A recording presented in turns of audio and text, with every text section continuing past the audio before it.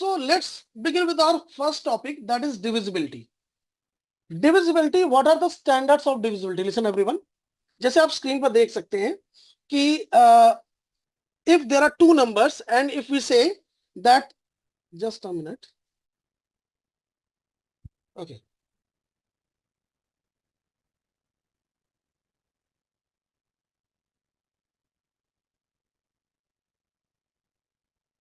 जैसे आप देख सकते हैं डिविजिबिलिटी का स्टैंडर्ड है एंड डिविजिबिलिटी के स्टैंडर्ड में क्या लिखा हुआ है यहाँ पर, if a and b are integers then we say a divides b if there exists some integer c such that a into c is equals to b.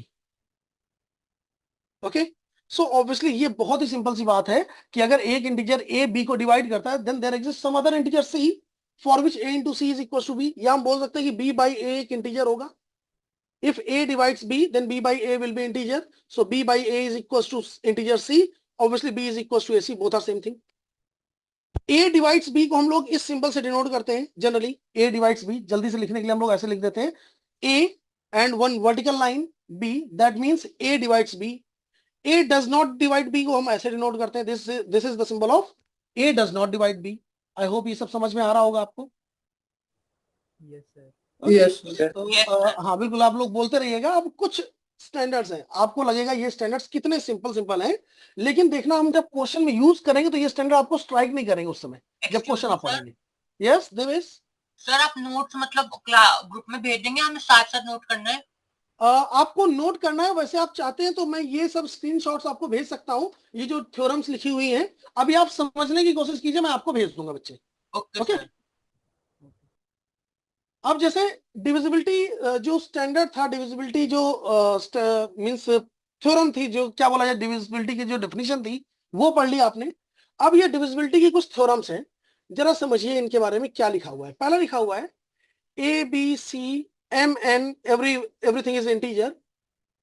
और अगर बोल दिया जाए कि सी जो है number C, if number C divides A and number C divides B, अगर एक नंबर C है जो A और B को डिवाइड कर रहा है then C also divides all combinations of A and B. यानी अगर मैं lambda A plus mu B लिखता हूं तो ये भी C से डिविजिबल होगा. आप नंबर यस भार्गव क्या आप बोलना चाहते हैं? सर गलती से हो गया था, सॉरी. ओके, सो अगर एक नंबर C है जो A को भी डिवाइड करता है B को डिवाइड करता है तो मैं क्लियरली बोल सकता हूं जो C होगा वो A प्लस B को भी डिवाइड करेगा, 2A प्लस 3B को भी डिवाइड करेगा. आप ये बात समझ सकते हैं. आप नंबर का एग्जांपल ले सकते हैं कि जैसे 5 है, अगर वो 15 को डिवाइड करता है and 5 divides 35 also, so 5 divides 35 minus 15, या फिर 15 माइनस 2 टाइम्स 35, इन सभी नंबर को 5 डिवाइड करेगा. ऑलराइट, वही यहां लिखा हुआ है कि अगर m और n सब there are some integers then c also divides the all combinations of a and b. बात समझ में आ रही है? Yes sir. Yes sir. अब हम लोग ये सब स्टैंडर्ड सीख रहे हैं. अभी इनका यूज क्या आने वाला है वो आप देख सकते हैं. हाँ, अभी यूज हम लोग कुछ क्वेश्चंस करेंगे. जैसे लिखा हुआ है x y z are integers and x divides y and y divides z, कि पहला इंटीजर दूसरे को डिवाइड करता है, x divides y and y divides z. तो हम सीधे सीधे बोल सकते हैं जो पहला वाला इंटीजर है वो लास्ट वाले को भी डिवाइड करेगा. अगर x y को डिवाइड करता है और y z को डिवाइड करता है तो इन दोनों का कॉमन आउटकम क्या है कि x डिवाइड्स z. बड़ा ही ऑब्वियस लग रहा होगा आप लोगों को, लग रहा होगा ये तो बहुत छोटे बच्चे भी जानते हैं, 7th 8th के स्टूडेंट्स को भी इतना पता होता है. लेकिन अब हम इनका क्वेश्चंस में एप्लीकेशन देखने वाले हैं. अच्छा, एक स्टैंडर्ड में आपको और बताना चाहता हूं, हो सकता है ये भी आपने पहले पढ़ रखा हो, कि product of n consecutive integers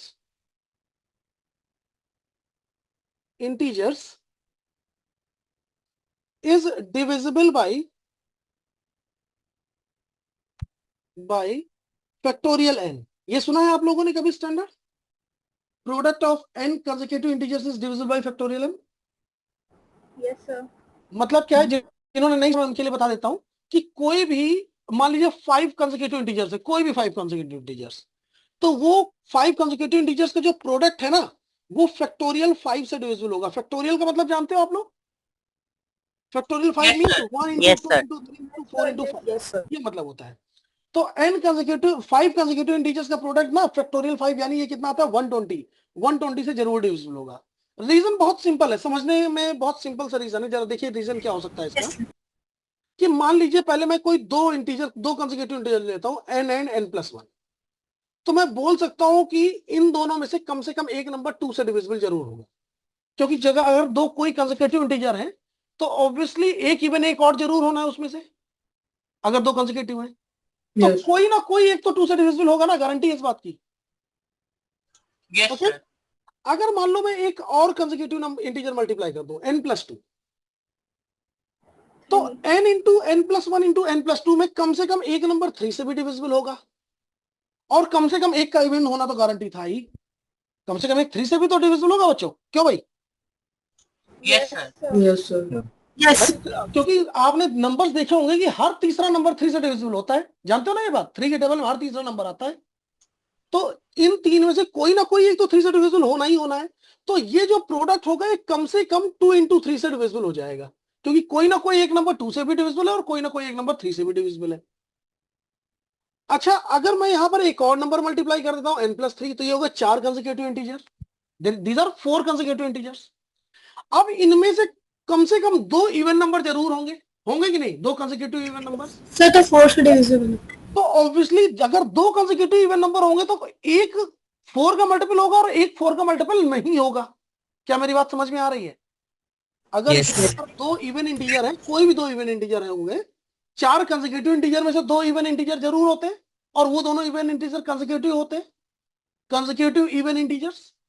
जैसे Yes, कोई भी sir. 4 नंबर आपने मल्टीप्लाई किया 10 इंटू 11 इंटू 12 इंटू 13, तो इसमें से 2 इवन इंटीजर जरूर आएंगे, जैसे 10 और 12, जिनमें से एक ही 4 से डिविजिबल होगा और दूसरा 4 से डिविजिबल नहीं होगा, लेकिन 2 से तो डिविजिबल वो भी होगा ना। यानी इन चारों में से कम एक नंबर 2 से डिविजिबल होगा और कम से कम एक नंबर 4 से भी डिविजिबल होगा। So product is at least divisible by 2 into 3 into 4। बात समझ में आया?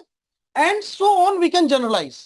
हम लोग क्या जनरलाइज कर सकते हैं कि ये जो प्रोडक्ट होगा, ये अगर n कंसेक्यूटिव इंटीजर्स है तो फैक्टोरियल n से ये जरूर डिविजिबल होगा। बात समझ में आ रही है आपको? Yes, sir. तो चलिए, एक बहुत ही बेकार सा क्वेश्चन है, आपको टाइम नहीं लगेगा, शायद 1 मिनट में आप इसको सॉल्व कर लेंगे, जल्दी करिए। एक्चुअली जो अभी मैंने डेटा की बात की है वही लिखा हुआ है। अगर आप देखेंगे इसको, जैसे ये एक्सप्रेशन देखा तो कई सारे लोगों को समझ में आ गया कि इसके फैक्टर्स तो हम एटलीस्ट कर ही सकते हैं। सबसे पहले दिमाग में आता है इसके फैक्टर्स हो रहे हैं आसानी से, हो रहे हैं या नहीं हो रहे हैं, चेक करिए। Yes sir. Yes, sir. Factors तो हो रहे हैं. n⁴ - 5n² + 4, middle term break के आप फिर से फैक्टर्स कर सकते हैं, n बाहर, n² - 1 और n² - 4। तो आप देख सकते हैं ये लिखा हुआ है n, n - 1, n+1, n - 2, n+2। अगर आप ध्यान से देखें तो फॉर एवरी इंटीजर n, ये 5 कंसेक्यूटिव इंटीजर्स का प्रोडक्ट है। This is product of 5 consecutive integers. देख लीजिए, starting from n - 2 up to n+2। सबसे छोटा है n - 2, then n - 1, then n, फिर n+1 और n+2। तो 5 कंसेक्यूटिव इंटीजर्स का प्रोडक्ट फैक्टोरियल 5 से डिविजिबल होगा। That is we have to prove. ठीक है बेटा, सबको समझ में आ रहा है?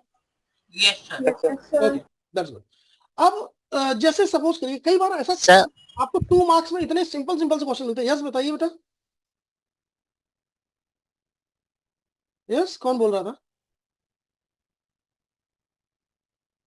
सर एक बार इससे पहले वाली थ्योरम दिखा सकते हैं? इससे पहले वाली थ्योरम? हाँ हाँ, जो सबसे पहले कराई थी, ये इससे पहले वाली। ये वाला? Yes sir. हाँ, अगर आप मोबाइल फोन से क्लास ले रहे हैं तो आप स्क्रीनशॉट ले सकते हैं कभी भी, ठीक है? जब मैं डिस्कस कर रहा हूँ उस समय आप स्क्रीनशॉट लेके अपने पास रख सकते हैं। तो आपके स्क्रीनशॉट अलाउड नहीं होते मोबाइल वगैरह. अच्छा, ओके ओके ओके। तो चलिए मैं भेज दूंगा सर आपको। लिख लिया है, थैंक यू। चलिए, सर एक बार आप ये वाले क्वेश्चन में एक बार वापस बता सकते हो कि जब हमने उसे फैक्टराइज किया तो आपने ये कैसे बोलेंगे? जब मैंने बेटा फैक्टराइज किया तो जो फैक्टर्स हैं, अगर आप ध्यान से देखें इन फैक्टर्स को, तो 5 कंसेक्यूटिव इंटीजर्स का ही प्रोडक्ट लिखा हुआ है। लिखा है कि नहीं? Yes sir. सबसे छोटा है n - 2, उसके बाद है n - 1, then n+1 and n+2, 5 consecutive integer. If और अभी थोड़ी देर पहले हमने क्या पढ़ा था कि 5 कंसेक्यूटिव इंटीजर्स का प्रोडक्ट किससे डिविजिबल होता है? फैक्टोरियल 5 से। फैक्टोरियल से, यस। फैक्टोरियल 5 मतलब 120 ही तो आता है बेटा। Okay sir, thank you. हो गया प्रूफ? फिर से एक यस बार सर। बताना। ओके, अब देखिए 2 मार्क्स में मैंने कई बार देखा है कि इतने सिंपल सिंपल से क्वेश्चन आते हैं। लेट्स से मैं एक जस्ट 1 मिनट, हाँ मैं एक आपको एग्जांपल बताता हूं। जरा ये एग्जांपल देखिए, एक जगह लिखा था x minus 2023 into X minus 2024 x minus 2025 is equals to 1 2 3 4 5 6 7 8 9, ऐसे लिखा हुआ। ओके, अब सपोज कीजिए कि अगर मैं आपसे पूछ लेता हूं कि इसके कितने इंटीग्रल सॉल्यूशन होंगे, find number of integral solutions. क्या आप बता सकते हैं इंटीग्रल सॉल्यूशंस कितने होंगे इसके, इस इक्वेशन के? x की वैल्यू इंटीजर आनी चाहिए, कितने इंटीग्रल सॉल्यूशन हो सकते हैं? ये नंबर कुछ मिलियंस में लिखा हुआ है। Yes, Sir, 3 into 2, 6. There will be 6 integral solutions. Sir पर ये तो पॉसिबल ही नहीं है ना। बिल्कुल एग्जैक्टली exactly. अब आपको इस तरह क्वेश्चन के लिए तुरंत रेडी रहना चाहिए, क्योंकि अगर x इंटीजर है बेटा आयशा, अगर x इंटीजर है तो क्या ये 3 कंसेक्यूटिव इंटीजर का प्रोडक्ट लिखा हुआ है? Yes, sir. तो ये ऑड नंबर कैसे आ सकता है? This is odd. क्या ये ऑड नंबर आ सकता है बच्चों, बताओ? No, sir. No sir. तो क्या किसी भी x इंटीजर के लिए पॉसिबल है? स्ट्रेट अवे आंसर मिलता है। बहुत सारे क्वेश्चन कई बार हमने देखा है IUQM एग्जाम में, कई छोटे छोटे क्वेश्चन केवल इतने सिंपल से कॉन्सेप्ट पर ही बेस्ड होते हैं। हो सकता है इसके अलावा भी कुछ उस क्वेश्चन पूछा गया हो, लेकिन कई बार इतना सिंपल कॉन्सेप्ट भी आता है। तो देखते ही देखते ये आप क्वेश्चन आप देखते ही सॉल्व कर सकते हैं। अच्छा, बहुत सारे स्टूडेंट होते हैं क्या, उनको लगता है अच्छा ये दिया गया तो चलो इसके राइट साइड में जो लिखा है इसके फैक्टर कर लेते हैं, हाँ वो फैक्टर करने लग जाते हैं। अच्छा, ये इवन होना चाहिए तो मतलब ये ऑड लिखा है इसलिए इसका कोई भी इंटीग्रल सॉल्यूशन नहीं होगा। चलिए सपोज करिए मैं यहाँ 4 लिख देता हूँ लास्ट में एक और। अब ये 10 डिजिट नंबर लिखा रहा लास्ट में, राइट हैंड साइड में 10 डिजिट नंबर है, 1 2 3 4 5 6 7 8 9 एंड 4। अब बताइए इसके कितने सॉल्यूशन, कितने इंटीग्रल सॉल्यूशन आएंगे? सर अब भी 0 आएंगे क्योंकि 3 से डिविजिबल नहीं है। बिल्कुल सही बात है, अभी भी ये 0 आएंगे क्योंकि ये अभी भी 3 से डिविजिबल नहीं है। बात समझ में आई मेरी? Yes, क्योंकि sir. अगर आप सबको ऐड करोगे तो अभी भी डिजिट्स का सम जो है वो 49 आ रहा है। क्यों? देख सकते हो, सम ऑफ डिजिट्स इज 49। समझ में आ रहा है बच्चों कुछ? Yes, sir. Yes, sir. Okay, तो अभी भी ये 3 से डिविजिबल नहीं है, तो ये अगर 3 से डिविजिबल नहीं तो दोनों साइड कभी इक्वल हो ही नहीं सकती है। इस there will be no solution of this equation. Alright, Yes. Yes sir. अब जैसे इस तरह के क्वेश्चन आपको कई बार मिलेंगे डिविजिबिलिटी में। जरा ये क्वेश्चन पहले पढ़िए और 1 मिनट टाइम दीजिए इसको, फिर हम आगे बात करें। ये भी देखिए बड़ा सिंपल सा क्वेश्चन है और हम लोगों ने बिगिनिंग के लिए ये सब क्वेश्चंस रखे थे कि स्टार्ट कैसे करना है क्वेश्चंस को।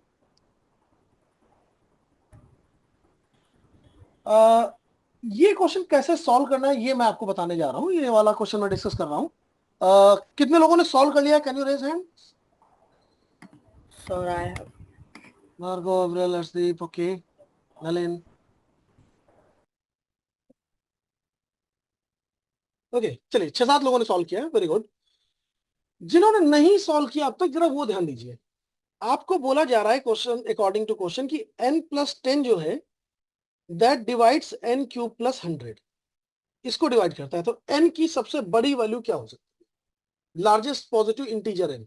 ओके, तो ये देखिए ये एक लीनियर पॉलिनोमियल है, लीनियर समझते हो ना, और ये क्यूबिक पॉलिनोमियल है।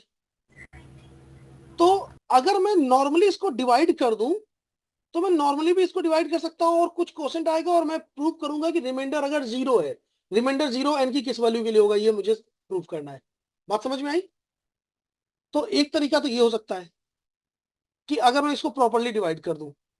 अच्छा, डिवीजन के कई बार क्वेश्चन में डेटा इस तरह का दिया रहता है कि लॉन्ग डिवीजन से हम लोग कई बार बच जाते हैं और कुछ हमारे पास शॉर्टकट भी हो सकता है क्वेश्चन को सॉल्व करने का।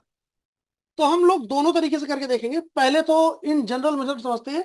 मैं केवल इस क्वेश्चन की बात नहीं कर रहा हूं, इसके जैसे और भी क्वेश्चन की बात कर रहा हूं।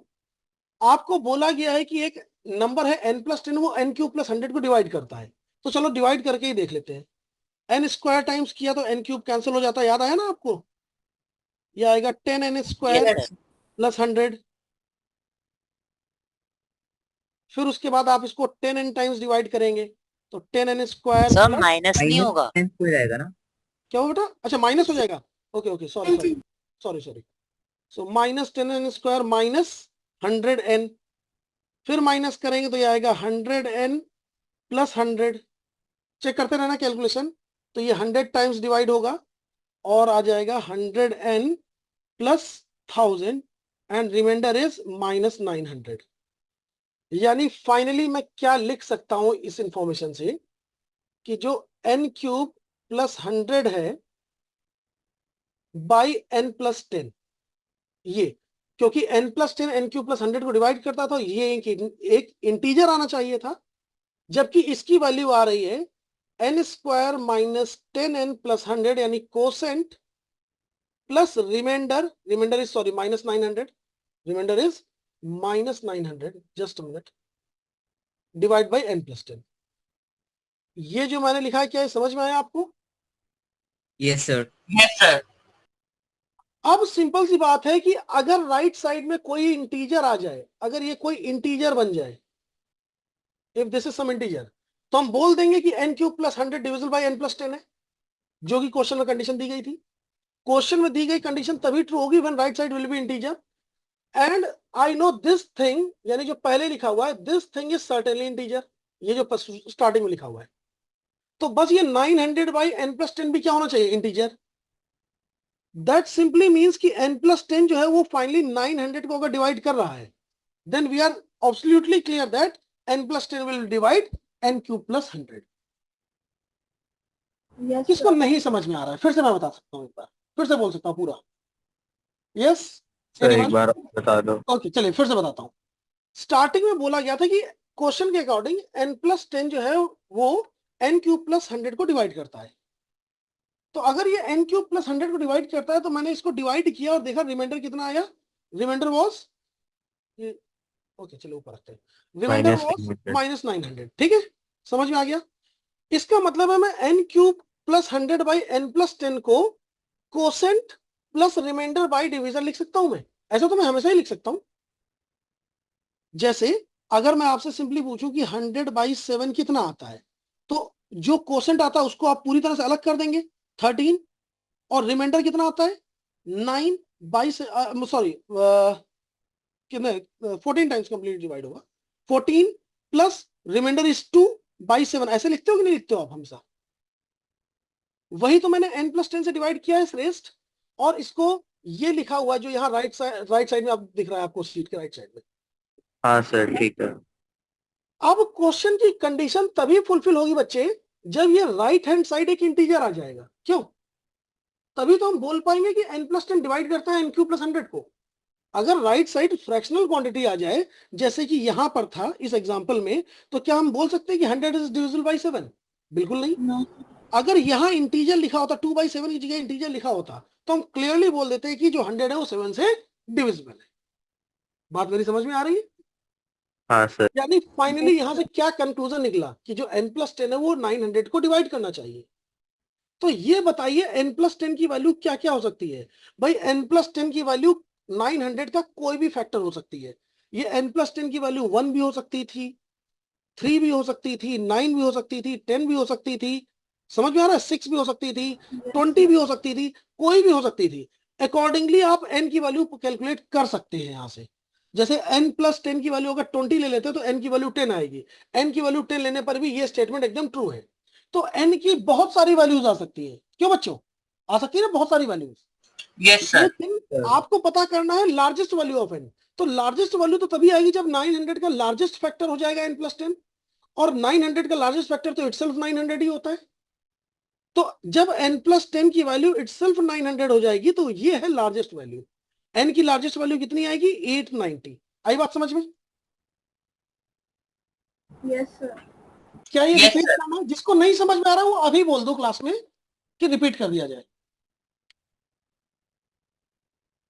अच्छा, अब कई सारे स्टूडेंट्स, आपको ये तरीका समझ में आ गया। मैं यहीं पर एक शॉर्टकट डिस्कस करना चाहता हूँ। वो शॉर्टकट हमेशा स्ट्राइक नहीं करता, लेकिन कई सारे स्टूडेंट के दिमाग में आ गया होगा कि यार n प्लस 10 से n क्यूब प्लस 1000 तो हमेशा डिविजिबल होता है कि नहीं? हाँ sir. a cube plus b cube a plus b divisible होता है।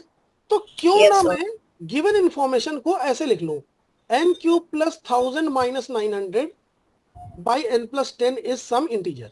यही तो दिया गया है क्वेश्चन में कि n cube plus 100 by n plus 10 is integer, which means n cube plus 1000 by n plus 10 and minus Yes. 900 by n plus 10. तो हम लॉन्ग डिवीजन से बच जाएंगे और जल्दी से आंसर बता सकते हैं. यस ये सर, तो 900 को n+10 से सबसे बड़ा डिवाइजर निकालेंगे, 1 से होना छोड़िए. चाहिए. अगर मैं इसी जगह पर मैं ये पूछता कि फाइंड लार्जेस्ट पॉजिटिव इंटीजर, नहीं पूछता, find the number of all positive integer n. Sir number of factors of 900. नहीं, आप ऑलमोस्ट क्लोज होते हुए भी गलत कर जाओगे इस क्वेश्चन को, क्योंकि यहां नंबर n+10 लिखा हुआ है.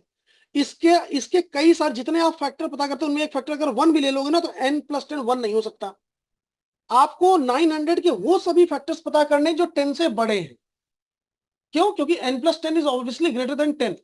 सर 9 से बड़े वाले सारे फैक्टर. 10 से बड़े बेटा, 10 से बड़े. n0 भी नहीं हो सकता, पॉजिटिव इंटीजर है. Yes sir. तो 10 से बड़े जितने भी फैक्टर है वो पता करने हैं. अच्छा, क्या नंबर ऑफ डिविजर्स या नंबर ऑफ फैक्टर्स काउंट करने का फॉर्मूला जानते हो आप लोग? No sir. चलिए मैं बता देता हूं. अगर यहां पर अभी मैं केवल आपको फॉर्मूला बताऊंगा, इसका डेरिवेशन कॉम्बिनेटोरिक्स की क्लास में होगा, क्योंकि ये परम्यूटेशन कॉम्बिनेशन का पार्ट है, उधर बताएंगे. मैं आपको अभी फॉर्मूला बता देता हूं कि सो दैट कभी भी आपको नंबर ऑफ डिविजर काउंट करने हो तो कंफ्यूजन नहीं होना चाहिए. जैसे कोई भी नंबर n है, इसके कितने पॉजिटिव डिविजर्स आएंगे, अगर ये पता करना है तो तरीका बहुत सिंपल है, बस इसके प्राइम फैक्टर्स लिख लो आप. जैसे मैं पहले एक एग्जांपल लेता हूं. लेट्स से एक नंबर है मेरे पास 60 के नंबर ऑफ डिविजर्स पता करने, तो मैं इसके प्राइम फैक्टर लिख लेता हूं. प्राइम फैक्टर्स होते हैं 2 square into 3 to the power 1 into 5 to the power 1. ये होता है ना 60. तो 60 के नंबर ऑफ डिविजर्स होंगे बच्चों, नंबर ऑफ डिविजर्स, किसी के भी नंबर ऑफ डिविजर्स का फॉर्मूला क्या होता है? ये होता है जो भी प्राइम नंबर्स की पावर आ रही है ना, उन सब में 1 ऐड करके मल्टीप्लाई कर दो. यानी 3 इंटू 2 इंटू 2 कितना आ गया? ये 12. तो 60 के टोटल 12 डिविजर्स होंगे. आप चाहो तो लिख के देख सकते हो. There will be total 12 divisors of 60. बात समझ में आई? अच्छा, सर ये एक बार रिपीट कर देंगे ये वाला. क्या करना है आपको? एक बार ये हाँ बिल्कुल, फॉर्मूला रिपीट कर दीजिए. जिस नंबर के आपको डिविजर्स पता करने हो, नंबर ऑफ डिविजर्स पता करने हो, उसके प्राइम फैक्टर करिए, और जो प्राइम नंबर्स की पावर्स आ रही हैं, इन सभी पावर्स में 1 ऐड करके आपस में मल्टीप्लाई कर दीजिए. सभी पावर्स में 1 ऐड कीजिए और आपस में मल्टीप्लाई करिए. कुछ आया समझ में? Yes sir. अब जैसे मान लो 900 के टोटल फैक्टर्स अगर पता करने होते, total number of divisors, positive divisors पता करने होते बच्चों, तो हम कैसे करते? 900 को पहले लिखते हैं 3 square into 2 square into 5 square. हो गए प्राइम फैक्टर? Yes sir. इसके Yes, sir. कितने डिविजर्स आएंगे तुरंत आप बता सकते हो? 27. 27 खत्म. अच्छा, जिनको ये डाउट हो रहा है कि आखिर ऐसा क्यों हो रहा है, मैं उनकी थोड़ी सी हेल्प कर देता हूँ कि फॉर्मूला आया कहां से, ये मैं बताने की कोशिश करता हूं. लेकिन आप ये जरा मतलब नहीं भी समझ में आता है, स्पेशली 9th-10th स्टूडेंट्स को, तो माइंड मत करना, उनको फॉर्मूला भी याद रहेगा तो काफी हेल्पफुल रहेगा उनके लिए. जैसे मैंने 60 के जब डिविजर्स लिखे बच्चों, तो जरा ध्यान दीजिए, मैं एक एक्सप्रेशन लिख रहा हूं. 2 to the power 0 plus 2 to the power 1 plus 2 to the power 2, 3 to the power 0 plus 3 to the power 1, 5 to the power 0 plus 5 to the power 1. मैंने एक ऐसा एक्सप्रेशन लिखा, इसको देखते हुए. ओके, ये एक्सप्रेशन मैंने क्यों लिखा? क्योंकि 2 की पावर 2 थी तो मैं 0 से 2 तक लिखा मैंने. 3 की पावर 1 थी तो 0 और 1 ही लिखा. 5 की पावर 1 थी तो 0 और 1 लिखा. अगर मैं इस पूरे एक्सप्रेशन को एक्सपेंड करता हूं, तो ये पहले 3 टर्म अगले 2 टर्म से मल्टीप्लाई होकर 6 टर्म बनेंगे, और ये 6 टर्म अगले 2 से मल्टीप्लाई होकर टोटल 12 टर्म में एक्सपेंड होगा. मेरी बात समझ रहे हो? अगर पूरा एक्सपेंशन कर दूं तो 12 टर्म्स आएंगे, और उस एक्सपेंशन का हर एक टर्म जो होगा वो 60 का डिविजर होगा, क्योंकि उसमें 2 की पावर, 3 की पावर और 5 की पावर जितनी 60 में अवेलेबल है उसके बराबर या उससे कम ही होंगी हर एक टर्म. जैसे इसके एक्सपेंशन में एक टर्म आएगा 2 to the power 1, 3 to the power 1, 5 to the power 0. इसको जब एक्सपेंड करो तो क्या एक ऐसा टर्म मिलेगा कि नहीं मिलेगा? आप सोचो. Yes sir. क्या ये टर्म 60 का डिविजर है? बिल्कुल है, क्योंकि इसमें जितनी भी 2, 3 और 5 की पावर है वो 60 में अवेलेबल 2, 3, 5 की पावर से ज्यादा नहीं है. ज्यादा नहीं है तो डिविजर होगा. बात समझ में आया? तो इस तरह का जब आप एक्सप्रेशन लिखते हैं तो इसमें कितने नंबर ऑफ टर्म्स आएंगे? ऑब्वियसली जब पावर 2 थी तो इसमें 3 टर्म्स थे, जब पावर 1 थी तो इसमें 2 टर्म्स थे, और जब पावर 1 थी तो यहाँ 2 टर्म्स थे, तो इन्हीं को मल्टीप्लाई करने से नंबर ऑफ डिविजर्स मिल गए। तो नंबर ऑफ डिविजर्स की ये ट्रिक क्यों वर्क कर रही है, रीजन समझ में आ रहा है क्या किसी को? Yes, sir. Yes, Yes, sir. sir. Okay, I hope ये सब क्लियर है, तो हम आगे बढ़े। Yes, sir. सर ये नंबर ऑफ ऑल के अंदर हमने 10 के ऊपर को क्यों इंक्लूड करके करा? किसको बेटा? आपने कहा कि जब नंबर ऑफ हाँ, अच्छा, हाँ, पॉजिटिव मैंने अभी क्वेश्चन तो खत्म किया ही नहीं है कि number of all positive integer अगर पता करने होते तो क्या करते हैं। तो भाई 900 के 27 डिविजर्स आ रहे हैं, लेकिन अगर 900 के 27 डिविजर्स बचता हुआ मैं लिखता हूं तो एक डिविजर 1 भी होगा, एक डिविजर 2 भी होगा, 3 भी होगा। अगर मैं n+10 के बराबर इसको करता हूं तो n की वैल्यू नेगेटिव नहीं आने लगेगी? आप बताओ, आएगी कि नहीं आएगी negative? Okay sir, thank you. तो n की वैल्यू नेगेटिव नहीं चाहिए ना, पॉजिटिव इंटीजर। तो अब ये बताइए 27 में से कितने डिविजर हमारे लिए बेकार हैं, उनको लिख के काउंट कर लेते हैं। 1 2 3 4 5 6 9 10 इतने डिविजर हमारे लिए बेकार है। 900 के ये डिविजर हमारे लिए बेकार है क्योंकि इनके लिए n पॉजिटिव नहीं हो सकता। मेरी बात समझ में आ रही है किसी को?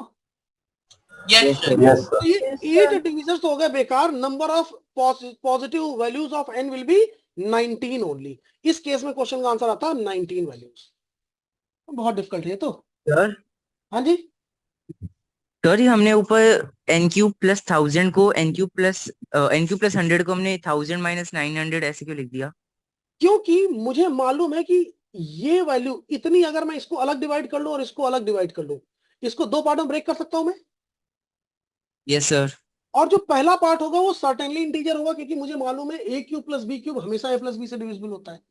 Yes sir. तो केवल क्या कंडीशन बची, that 900 should be divisible by n+10। Okay sir. यहां हम डायरेक्टली आ गए इस पर। जब लॉन्ग डिवीजन से किया था थोड़ा टाइम हमारा वेस्ट हुआ था, याद है? वहां भी जब हम लोगों ने लॉन्ग डिवीजन से ये क्वेश्चन किया था तब भी हम लोगों ने यही कंडीशन आखिरी में सॉल्व की थी कि जो 900 है वो n+10 से डिविजिबल होना चाहिए, लेकिन उधर हमारा टाइम थोड़ा ज्यादा लग गया था लॉन्ग डिवीजन के चक्कर में। ओके, तो उसको अवॉइड करने के लिए इस तरह के ऑब्जर्वेशन आप यूज कर सकते हैं क्वेश्चन में। और अगर नहीं कुछ ऑब्जर्व कर पा रहे हो तो लॉन्ग डिवीजन तो है ही आपके पास। कुछ आया समझ में आपको? Yes sir. आई होप बच्चों ये सब समझ में आ रहा होगा आप लोगों को। Yes, sir. Yes, sir. चलिए, सो